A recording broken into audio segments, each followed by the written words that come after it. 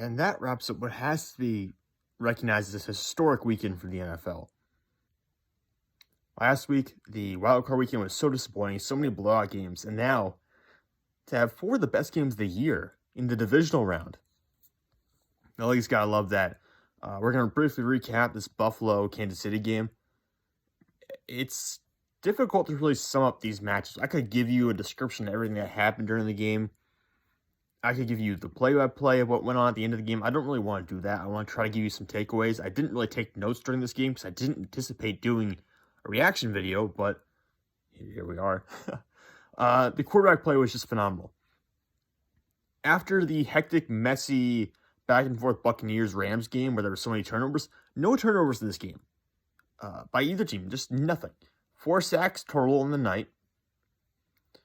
Yeah, I think there was a fumble by Jerick McKinnon at one point, but that was recovered by Kansas City. Josh Allen fumbled at one point, but he recovered it himself. So no actual turnovers this game from either team. The quarterback play was absolutely insane. I've got some stats here I put together I posted on Twitter. Mahomes and Josh Allen combined for 707 passing yards and 7 touchdowns. 7 passing touchdowns. And a 74% completion percentage. They both led their teams in rushing yards, combining for 137 rushing yards and 18 carries at 7.6 yards per rush. Mahomes did run in a touchdown, so they both scored 4 touchdowns in the game, 8 total touchdowns between the two quarterbacks. Both pass ratings at least 123. Just phenomenal nights overall. Both teams, as they said, both teams ended up averaging 8 yards per pass attempt. I'm looking for that number right now. I actually don't see it. I think I copied it somewhere, but I guess I didn't post it. Travis Kelce, and this is interesting. It's interesting the usage for the receivers in this game. Obviously, Stephon Diggs didn't get a lot of usage, but Gabriel Davis sets an NFL record with 4 receiving touchdowns in a playoff game, and he and Tyreek Hill combined for 19 receptions on 23 targets, which is just insane. The fact that these guys are both performing at such a high level in a game, and they still have such a high completion percentage when targeted. 19 receptions for 351 yards between the two of them and 5 touchdowns. 4 for Davis, 1 for Tyreek Hill. 8 receptions, 201 yards and 4 touchdowns for Gabriel Davis. 11 receptions for 150 yards and a touchdown for Tyreek Hill. A 64-yarder for Tyreek Hill. A 75-yarder for Gabriel Davis. It's pretty incredible just the air power that went into this game. I got to change my position over here, but it's pretty incredible. Just the arm strength and the ability, the explosiveness of these two offenses, especially when you consider yesterday, Green Bay versus San Francisco, even Tennessee versus Cincinnati, the defenses kind of dominated those games in terms of not having really high-scoring matchups. And then Buffalo and Kansas City came out tonight and said, the heck with it, we'll make up for it. And combined to score 78 points. It was an absolute blast of a game. I don't really know how else to describe the kicking. The kicking was dramatic. Harrison Butker misses a field goal before halftime. That's within his range. I mean, he was like a 50-yard field goal, I believe, which for him is not bad. Harrison Butker has a really good leg, and he's one of the better kickers in the NFL. He misses an extra point. He barely makes another kick that goes through the upright, just barely. But then when the game's on the line, he actually hits the kick that matters, and Kansas City wins the coin toss to go out and score right away and end overtime before Josh Allen can touch the ball. Similarly to how Tom Brady ended the AFC Championship game in Kansas City against Patrick Mahomes 3 years ago now, I believe. And Mahomes didn't get to touch the ball in overtime because Brady just went down the field and scored. And now it happens to Josh Allen in this game, in the divisional round. There will be some debate about this rule, about the overtime rules in the NFL. And to be fair, there's been a push for a long time now, amongst a lot of fans to change these rules.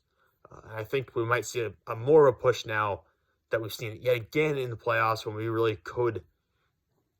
And I think it also happened in, was it the Chiefs versus Chargers game earlier this year? I think so. We're at a point where fans don't really want to see the touchdown and the game over. They want to see a full possession for their team. So I think we could see that rule change. Maybe not this offseason, though. As you know, the NFL kind of moves slow with these adaptations and these changes. They usually happen a year or so after the mass calling for it. So maybe we'll see some changes, but I don't know. I wouldn't anticipate anything being imminent. What else? Anything else? Any other good numbers from this game? Uh, I mentioned the rushing totals. Travis Kelce had more receiving yards than Stephon Diggs, Emmanuel Sanders, Cole Beasley, and Dawson Knox combined.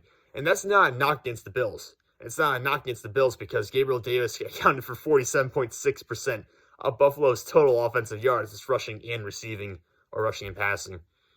So Davis was the guy, the go-to guy today. As I said, Sanders, Diggs, Knox not really involved. Beasley had a bit of a decent day.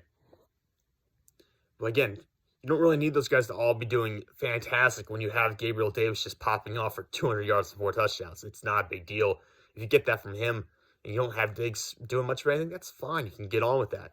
Diggs did catch a 2-point conversion, though, which really helped him out quite a bit.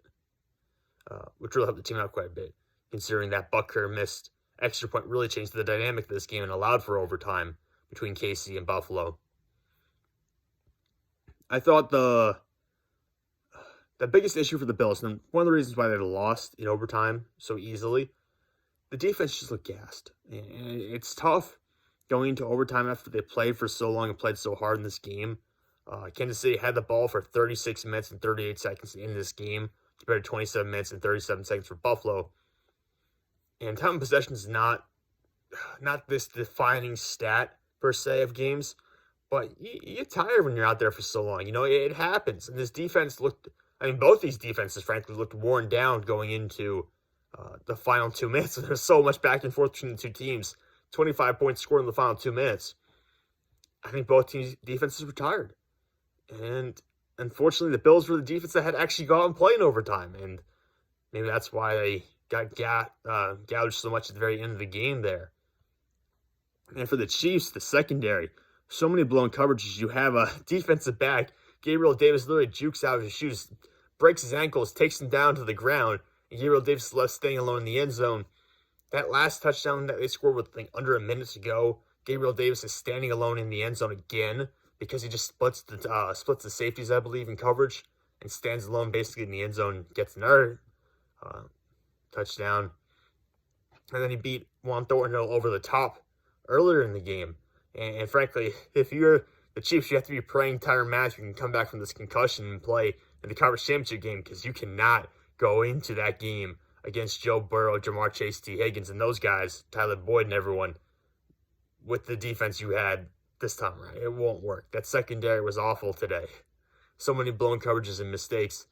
And Tyrann Mathieu doesn't fix all of that. You know, he's not going to solve all those problems, but he's going to make it a heck of a lot better. So if you're the Chiefs, you better hope you can get Tyrann Mathieu back. And if you're the Bills, I don't know what to say. Josh Allen had 9 touchdowns. 9 passing touchdowns, I believe, in the 2 playoff games he played this year. And to do that and somehow lose in the divisional round, not even the conference championship game, in the divisional round, it sucks. I know. There's really not much you can do, though. You played your best game, possibly. How many games are you going to play where Gabriel Davis is going to have 4 touchdowns and over 200 yards? You didn't have a turnover. Let's look at I guess we can look at the team penalties to see if that affected you any way. No, it didn't. 1 penalty against the Chiefs for 10 yards, 3 penalties against the Bills for 15 yards. You played about the cleanest game you could of your Buffalo. And it wasn't that your defense was not conditioned well enough. Kansas City's defense was also fatigued at the end of the game. So it comes down to the Bills. You just played your best game, and it just wasn't good enough this time around. Maybe next time you'll win the coin toss, and then you'll win the game. Assuming they don't change the rule before then. Well, I've got work tomorrow, so I guess I'm going to wrap it up here. There's really not much more I can talk about. This weekend was phenomenal. Such a rebound for the NFL after a pretty lazy wildcard weekend with so many blowouts. But hey, they came around with a historic weekend, and this is great for football, and this is great for the sport, and great for the league. So I think every fan, even the losing teams, has to kind of come away a little bit impressed with what we saw this weekend.